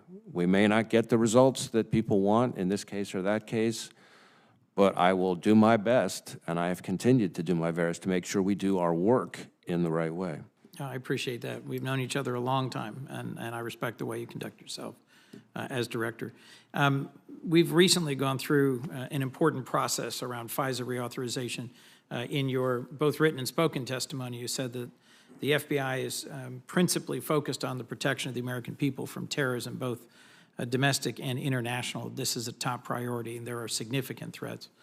And I think that there were some significant reforms codified in the reauthorization of Section 702 and the surveillance authorities. I'd be interested in hearing what you are doing to implement them to ensure that the civil liberties of the American people are protected under your directorship and any potential successor, and how you strike that balance appropriately given the urgency of also protecting the American people from terrorism. So, as you know, the law that was passed recently as the most significant rewrite of FISA since its passage, and there was no kind of on-ramp period, so we implemented it, sort of day one, even though there weren't resources that were provided to do it, and even though it came in an environment, as I've already testified, where we're dealing with effectively a $500 million cut. But we're going to comply with all the requirements. They are resource intensive in their own way because you're talking about pre-approval requirements, for one thing, prohibition on certain queries, again, that have to be detected and audited. One of the things that I did even before the law passed is I created an Office of Internal Audit at the FBI, which did not previously exist, whose sole focus was on FISA compliance. And we achieved great strides in FISA compliance, as is confirmed independently by the court. But it is a significant change in how we operate. And my message to the troops is twofold. One, got to make sure you're doing it in the right way. And number two, given how critical this tool is to protecting the American people from foreign threats, terrorists, China, Russia, Iran, North Korea, cyber, especially foreign cyber, we need to make sure that we're using it in the way that Congress and I think the American people expect us to do to protect them, because it is an indispensable tool. I don't use words like indispensable often. It is indispensable. Well, thank you. And it's a 2-year reauthorization. I intend to follow it closely as we reconsider it 2 years from now. As you know, I've long been concerned about intellectual property theft. Senator Hatch and I passed the Defend Trade Secrets Act, I think back in 2016. And one of the areas that I think is an important priority for us nationally is to protect American invention and innovation, particularly from the CCP, because they intend to be a peer competitor or to exceed our capabilities, largely by stealing our innovations in areas like artificial intelligence and precision biology and other areas. What are you doing to address threats to American innovation? And how would the additional resources you're seeking for FY25 bolster those efforts? So first off, we are laser focused on our adversaries' efforts to steal American intellectual property. And there is no country, I've been consistent on this for, I think, since early in my tenure, and maybe even in 2017 itself, there is no country that presents a broader, more severe, more comprehensive threat to our economic security, our ideas, our innovation, ultimately our freedom, than the Chinese government. I want to be clear, I'm talking about the Chinese government, not the Chinese people, and certainly not Chinese Americans. And what makes the threat from the PRC so pernicious is that they combined multiple tools, so everything from human efforts, whether it's traditional intelligence officers, co-optees, corrupted insiders, et cetera, with a cyber program that dwarfs anybody else's, combined with what would otherwise be legitimate business activity, joint ventures, different kinds of mergers and acquisitions, partnerships that are in effect just a vehicle to enable the other stuff. And so you put all those avenues together, it becomes particularly challenging. We have north of or around 2,000 active investigations that are just into the PRC's efforts to steal our information and technology. It's up like 1,300% from where it was not that long ago. All 56 field offices. So, and from an investigation perspective, we're incredibly active, and the resources are indispensable to do that. But investigations alone aren't enough. We're much more engaged over the last several years with the business community, trying to work with them so that they can figure out how better to harden because they are the attack surface. So there's a lot of outreach. Cyber, the Chinese cyber effort is gigantic. If you took all of the FBI's cyber resources and said, forget Russia, forget Iran, forget ransomware, just do nothing but China, the Chinese government's hacking program would dwarf ours 50 to 1. So the idea that Congress would set us back instead of launching forward on that boggles my mind. And so I would implore, and I know this subcommittee has been a great ally on this stuff, but I would implore Congress more broadly to make sure that we don't do that, because I can guarantee you the Chinese government ain't cutting its budget. Well, thank you, Director Wray. I'm the chair of the Intellectual Property Subcommittee. Senator Tillis and I have a number of pieces of legislation we're trying to advance to strengthen the tools to protect our IP, but you also need the resources. Thank you, Madam Chair. Thank you, Senator Coons. Senator Murkowski. Thank you, Madam Chairman. Director, welcome to the committee. Thank you for your leadership. Talk about fentanyl just for a moment. Alaska continues to outpace the other states. Unfortunately, this is a position in place that we would never, ever want to be. Between 2022 and 23, we saw the largest % increase in drug overdose of any state by far. We're referred to as, quote, one of fentanyl's deadliest frontiers. Just from last year, the drug overdoses increased by 40% from 22 to 23, FY22 to 23. And of these overdoses, 3/4 were from fentanyl.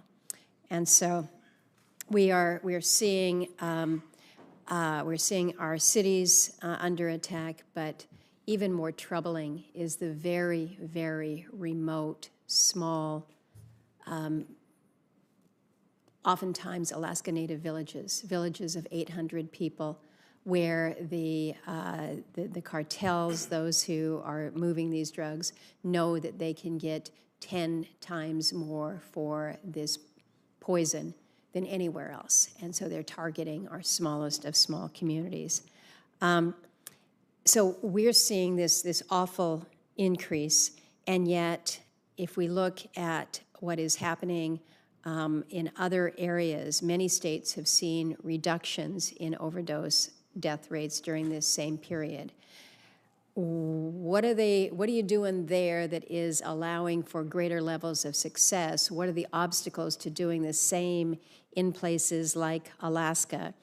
It was somewhat gratifying to see a recent announcement that the U.S. Attorney's Office there in Alaska had announced new charges against this ring, where there had been 53 defendants named. Now there are additional charges. This is good. This is positive. But we're looking at what we're up against, and we're a state where the stuff is coming in by air. It's coming in a little bit by vessel, but that and the mails. So we know where the points of entry are, and we're still not able to do the interdiction that is making a difference to turn this around. You got any words that you can share with people who are really very, very anxious about what we're seeing with fentanyl? Well, certainly, I'm acutely aware of what a big problem is up there, and of some of the challenges that law enforcement in your home state have to contend with. I've been up to visit, as you know, a couple times, and on one of them in particular, the Alaska State Troopers, with whom we have a great relationship, took me up in a helicopter to be able to kind of get a better sense of just the sheer sprawl and remoteness of some of the communities that you're talking about. We are working through the Alaska High Intensity Drug Trafficking Area Initiative, and that's a big part of it, not just on the investigations, enhancing those, but promoting interagency partnerships, increasing awareness. Part of that effort, in addition to big cases like the 53-person one you mentioned, and the seizures that came with that, is to try to make sure that people, including in some of these more remote communities, kind of know what behaviors to be on the lookout for, how to report, who to report it to, that kind of thing. You mentioned some of the reduction in overdose deaths that you're seeing in some other states. The one thing I would say about that is that overdose deaths as a metric for progress, I think is in some ways frustratingly misleading, because first response is getting so much better in some states, so that what you're having is the same. You might have the same or maybe even more overdoses, but because there's wider availability, faster availability of Narcan, the people who were overdosing who before would have died aren't dying. And so it has the pernicious effect of making people feel like they're making more of a dent in the problem than they are. Don't get me wrong, it's great that the people aren't dying, and it's great that there's emergency care to keep them alive, but overdose deaths in some other state may not be as successful as it might appear to you by comparison. And I absolutely get your point, and what we need to be doing is basically choking the poison off in the first place so it doesn't get to my state or any others. I'm out of time here, but I want to ask one final question here, and this relates to the Not Invisible Commission. This is related to murdered, missing Indigenous peoples. They got their report to Congress and the federal agencies back November of last year. It recommends that law enforcement, including FBI, are trained in MMIP, violence, crime, and human trafficking, coordination with BIE, and all of that. And I'm hoping that we've got some good progress that is being made by the FBI in implementing the provisions of this report. The concern that I have here is I just mentioned the fentanyl crisis in this state. We've got a stepped-up initiative that we must do when it comes to those vulnerable people, murdered, missing, and particularly our Indigenous women. But we've got one field office in Alaska for the FBI. We have 2 satellite offices, one in Fairbanks and one in Juneau. Do you think that that is sufficient resourcing to cover a state that you have acknowledged is it's huge? It's 1/5 the size of the rest of the country. But to be dealing with these issues that are impacting us in disproportionate ways, do we need more resources up north? We clearly need more resources, although I will tell you we need more resources just across the board. And that I say sometimes, but it applies very much to this context. Everywhere I go, somebody has a really good, and I don't mean that sarcastically, a really good idea of someplace the FBI needs to be devoting more resources. And I have not yet found anybody who can tell me in any responsible way where the FBI can be devoting less resources. And so this is a time for Congress to lean forward in this next appropriation. I'm very aware of both how small our field office, our Anchorage division, which, as you say, includes not just the headquarters city in Anchorage, but the other 2 RAs as well, by comparison to just the sheer immense area that they have to cover. And it always strikes me every time I'm talking with them about the challenges that presents. It's not just the sprawl, but how few roads there are, and how that people have to get around, and all the things that does to complicate law enforcement work in that area. So Anchorage needs more resources, but the FBI needs more resources. FBI needs more resources. The question that I didn't ask you was about the northern border and what we're seeing with those on the terrorist watch list coming through, because we're anxious about that. So we got all kinds of issues. And again, how we're resourcing, regardless of where it is a challenge. So thank you, Madam Chair. Thank you. Thank you, Senator Murkowski. Senator Capito. Thank you, Madam Chair and Ranking Member, and thank you, Director Wray, for being here with us. It looks like I might be your cleanup batter here, so that might be good. I want to go to something that Senator Murkowski was talking about. She talked about her state. You're well aware of West Virginia, unfortunately leading the way, and our numbers went up a little bit over the last year, which was very discouraging because we have a lot of communities and community involvement, and the FBI has been involved with this on the law enforcement side, but all kinds of issues to try to lower those numbers. So it was a bit disappointing to us. But I wanted to ask what the FBI, the drug cartels, the transnational criminal organizations that we see along our southern border mostly, I would imagine, what kind of additional resources or different strategies can the FBI employ? Because obviously fentanyl still streaming across the southern border. They're obviously pressing a lot of the pills before they come over. The whole thing with the chemicals coming from China. What are you seeing in this in terms of targeting the transcontinental criminal organizations?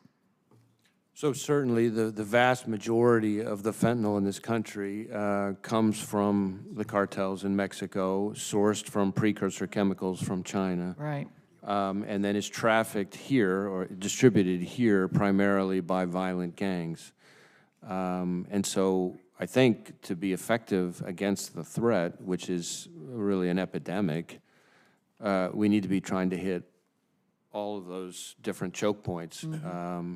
The FBI plays some role in almost all of them, but not uniquely. This is way bigger than any one government agency. Frankly, it's bigger than government itself, but so we are, through our Safe Streets Task Forces, going after the gangs that are distributing this stuff on the streets. We are, through our transnational organized crime task forces and working on OCDEF strike forces, going after the cartels and the cartel leadership, which are the source of supply. We are trying to push, in our own way, the Mexicans, and we do have good relationships with our Mexican law enforcement counterparts, but this sort of onesie-twosie effect of a great extradition here, a takedown there, those are things to be celebrated, but they really aren't enough to affect the problem at scale. And then the China piece, the precursor chemicals, is a huge part as well. One of the things we're trying to do now, and I'm very pleased about this, the Director of National Intelligence, Avril Haines, has convened, and we've been doing an intelligence community sprint on the fentanyl problem to try to figure out how we can better ensure sharing of information between the different intelligence agencies who are not law enforcement and law enforcement to have the information flowing. We clearly have to go after the money. After all, this whole thing is profit-based, right? So we need to figure out better ways to go after the money.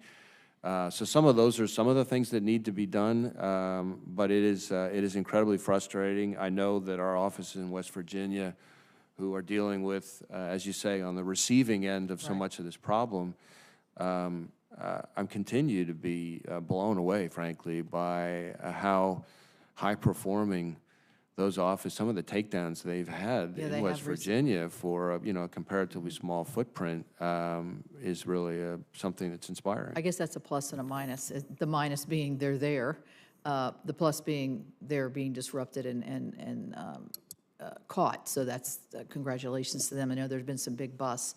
I want to ask you about the NICS system. Because the question I have is, and thank you for the visit, and I thought it was a really good visit. I'm trying to understand your budget where you have a technical adjustment of $43 million proposed in your budget regarding implementation of the Bipartisan Safer Communities Act.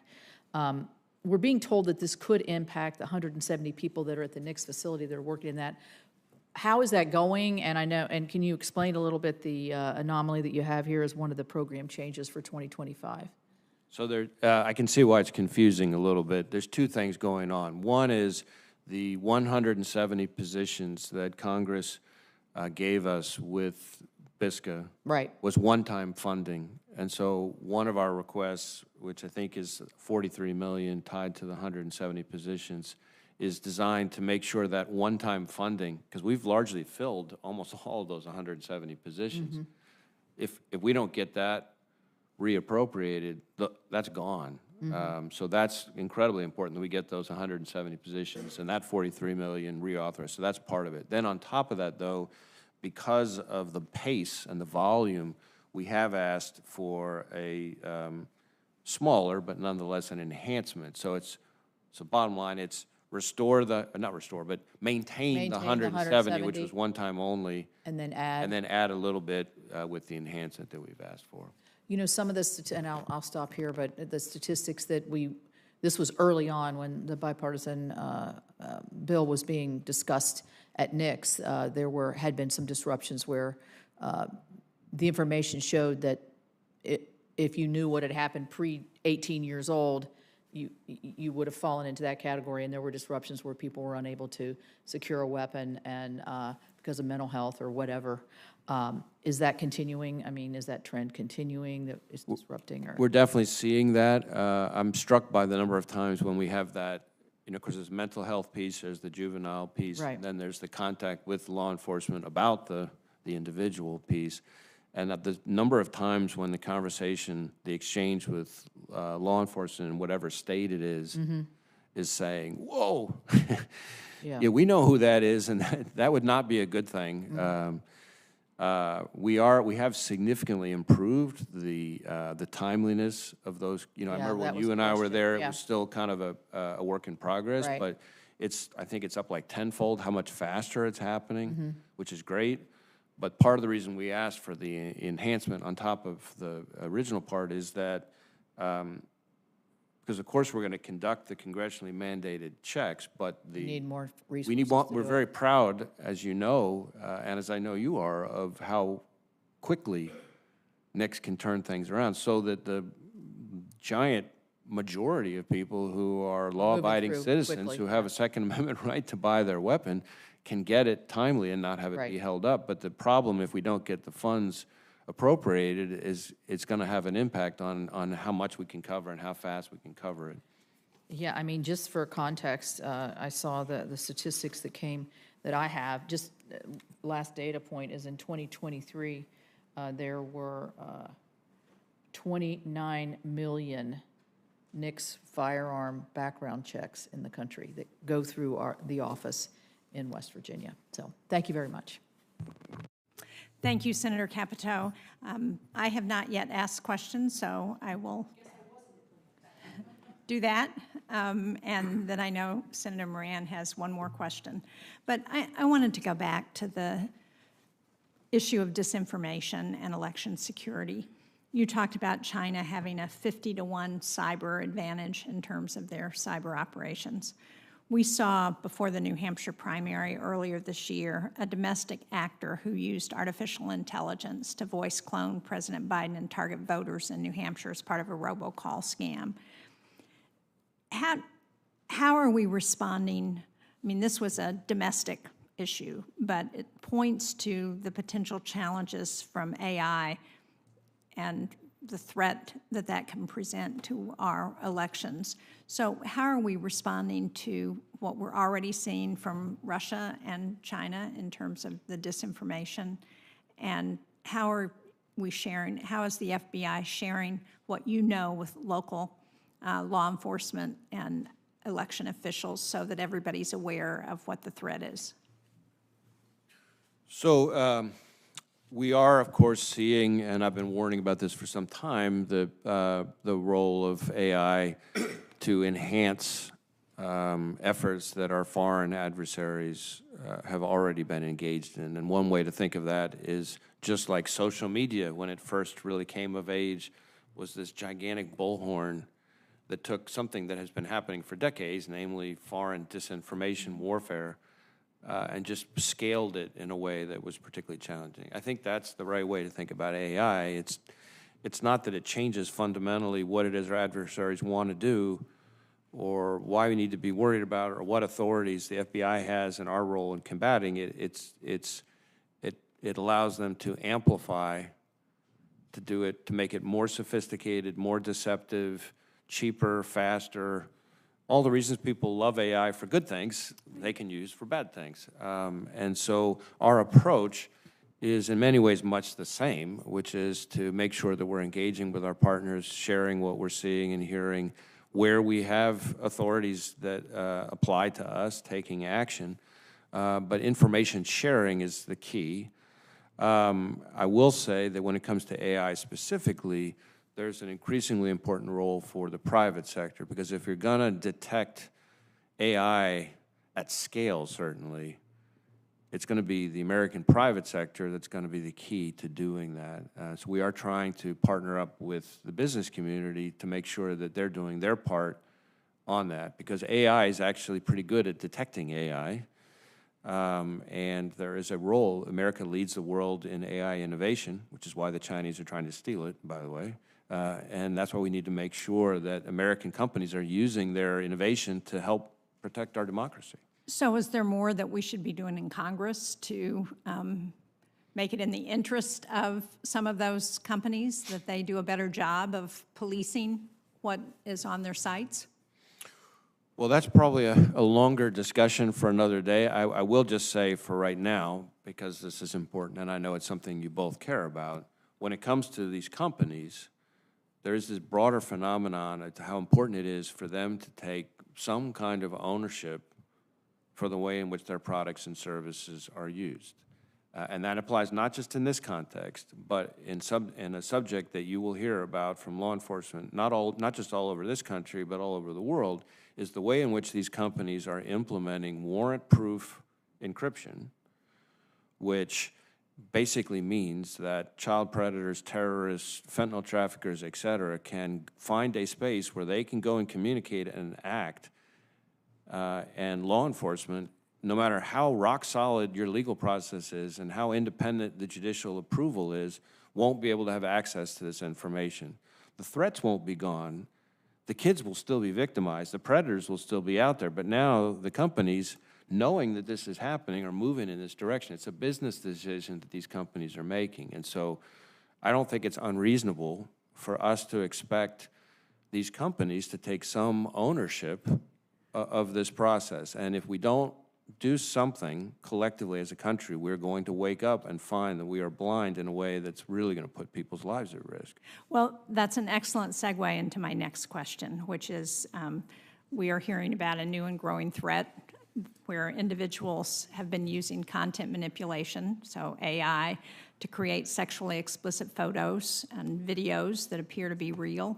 It complicates investigations because it's difficult to tell what's real and what's not. So I know that the FBI has released a public service announcement earlier this year warning about this, but can you talk about how we're also asking private companies to look at that issue and do a better job of policing what's on their sites?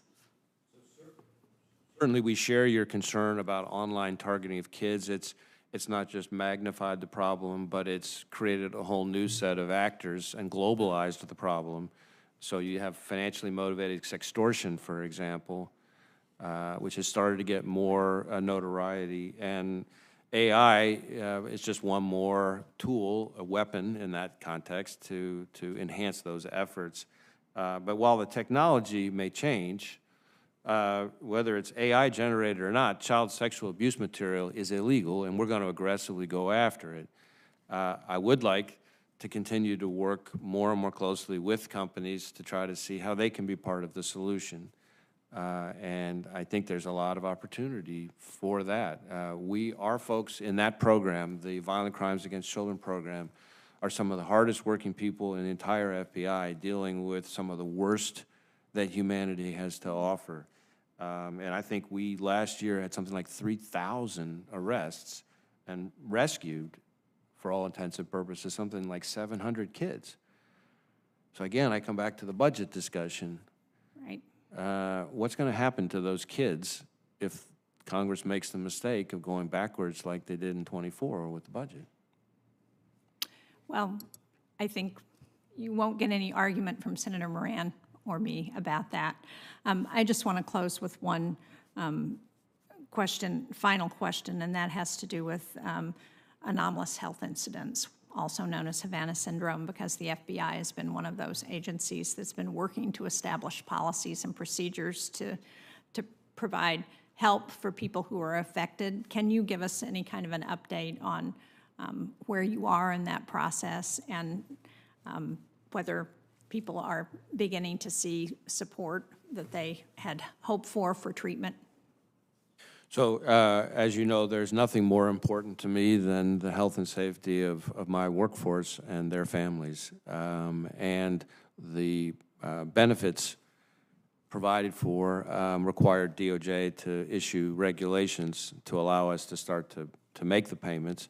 I'm pleased that those regulations finally went into effect last month, May 20th. We didn't sit around just waiting for that, though. We put in place all kinds of procedures and mechanisms so that the minute the regulations went into effect, we could kick into high gear and start the payment process. And so I know that we have, I can't give you the exact number, but I know we have people already, because we've been trying to improve our communication with the workforce too about this. So I know that we already have some people whose payment applications and so forth are now already under the rules now in process. And so I'm hopeful that it'll now flow quickly, because we didn't have to then build on additional delay after the time the rules went into effect. Great, thank you. I'm pleased to hear that. Senator Moran. Senator Shaheen, thank you. Director, just almost every day, certainly every week, I have a conversation with someone in Kansas, or I read something in the newspaper or hear on television or radio news about a ransomware, a cyber attack. I mean, it's just, it's prevalent. It's more than prevalent. It's dominant. And it's a small business. It can be the courthouse, our state's court system, the county treasurer's office. What is it that we could be doing, perhaps just as public servants, to try to minimize the chances that somebody is attacked, or that they take the necessary steps to prevent it? Is there you talked about the private sector in the conversation with Senator Shaheen. Is there a chamber of commerce, a business organization? Are there steps that a business can take, a county commission, a city office that can take to prevent this from happening? And are there tools that need to be provided to local law enforcement to assist in this? I think this is so common that I don't know how the solution can rest with law enforcement of the FBI in particular. And my guess is that any kind of effort to prosecute or to shut down those who are committing the cyber attacks ends in not a significant amount of results.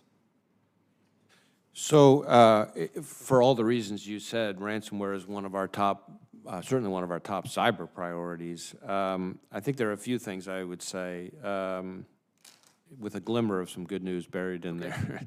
So the first is that we are very heavily engaged in private sector outreach, specifically to try to build resilience and harden the private sector's infrastructure from ransomware attacks. There are basic things that can be done, for example, in terms of having appropriate backups and things like that. I think you would be surprised to learn how often ransomware attacks are enabled not by some really sophisticated black belt level intrusion, but by somebody somewhere at a business who didn't engage in proper cyber hygiene. They clicked on the link that they shouldn't have clicked on. It happens way more often than you would expect, including in very sophisticated places. Or the company or the business didn't upload the appropriate, those patches and updates that we all get. And those things matter. So things like that, if every victim or victim-to-be took some of these basic cyber hygiene steps, we wouldn't stop ransomware, I want to be clear, but we would significantly make it harder for ransomware actors to be successful. So that's one. And so the more everybody can help us spread that message, we will build some greater level of resilience that way. The second thing that is just incredibly important is we need the victims to reach out to us as quickly as possible when they're hit.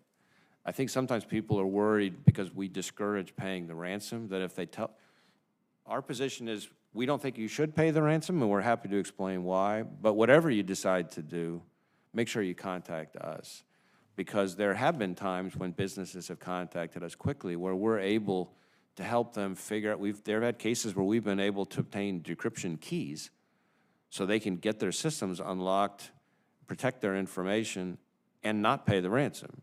But that can't happen if they don't contact us. There are times when we can chase the money, working with the victim, and basically claw back the ransom before it gets to the bad guys. So things like that we can do, But none of it we can do if the company doesn't contact us right away. That's what's so important. There's lots of things that can happen. The last part that I would say is we are starting to figure out, not just the FBI, but collectively with our partners, what success against ransomware could look like. And that is joint sequenced operations, campaigns, sustained campaigns against particular ransomware actors, where we go after not just the administrators of the ransomware group and their affiliates, but their whole ecosystem, their money launderers, their service providers, their bulletproof hosters, all that stuff. So we're going after all the people that are related to the ransomware group. We're going after their infrastructure. So we're seizing their servers, shutting down their domains, things like that. So we're going after the people, we're going after the infrastructure, and then of course ransomware is a for-profit crime. We're going after their money. We're chasing their cryptocurrency, which is invariably the way the ransoms are paid, and we're getting better at disrupting the flow of the ransom back to the ransomware actors. We're not where we need to be, but we are starting to see signs. We've had situations where we'll knock down a particular ransomware group and they're flailing around and out of business for months and months at a time. So we started to get a taste of what success could look like, and it's a team effort. FBI, some of the other intelligence agencies, foreign law enforcement, the private sector itself, all kind of working together. And so we have had some successes. I think about the Hive ransomware group, where we had basically hacked the hackers and gotten into that, and they didn't know we were in. And so they kept trying to conduct ransomware attacks, and we kept getting the decryption keys and providing them to the victims, and then it wasn't working. Eventually, we dismantled the whole thing, but we're getting more innovative and creative in using court-authorized operations, not just to try to arrest people, although we definitely want to do that, but to essentially shut down the operation itself. That is more encouraging than I expected. If someone is subject to ransomware, a cyber attack, they'd call their local police department, their county sheriff, and those local law enforcement officials would know what to do. Is that a true statement? Would not know what to do? Would know what to do. Local law enforcement knows what the next step is. Well, I think we try to engage with local law enforcement, as you know, because you've seen it firsthand in Kansas every day. My hope would be that the local law enforcement would tell them contact the local FBI field office, but really they should be contacting us because there are things that we can do that probably the local police chief or sheriff, can't. But of course, again, I'm going to sound repetitive here. All these things take resources, and in particular in the cyber arena, we need to be able to make sure we can pay and train the most sophisticated cyber talent, and that is an issue within the federal government to make sure that pay authorities and, of course, the funds that are appropriated behind it are even across the federal government, so we don't have a situation, which I am concerned about, where other federal agencies start cannibalizing each other for the cyber talent that we all need. So we do need to make sure that there's pay authorities and pay funding to ensure that real black belt talent who makes all the difference in some of these cases The FBI is kept. have those pay authorities. Do you have those pay authorities? Our authorities are not where they need to be, so it's a combination of both the funding and the authorities. It's a mix. And I wonder if private insurance is a component of addressing this problem. More businesses or entities that get insured against a ransomware attack, I assume the insurance companies then are going to insist on different behavior by their insured? I do think insurance, cyber insurance is an important part of all this. Now, I will say we see ransomware actors researching victims and researching insurance to try to figure out, it's kind of like, well, I want to figure out how much they have in their wallet before I rob them, kind of thing. So there's a little bit of that going on, but I would not discourage people from getting the insurance.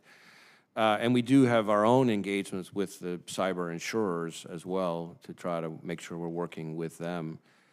So that's another important piece to all of this. I would compliment you on your capability of being repetitive today. Thank you, Patrick. You think we got the message? What was he saying? Thank you, Director Wray. If there are no further questions, senators may submit any additional questions for the subcommittee's official hearing record until June the 11th. We would ask that the FBI respond within 30 days to any of those future questions. And now the subcommittee stands in recess, subject to the call of the chair. Thank you.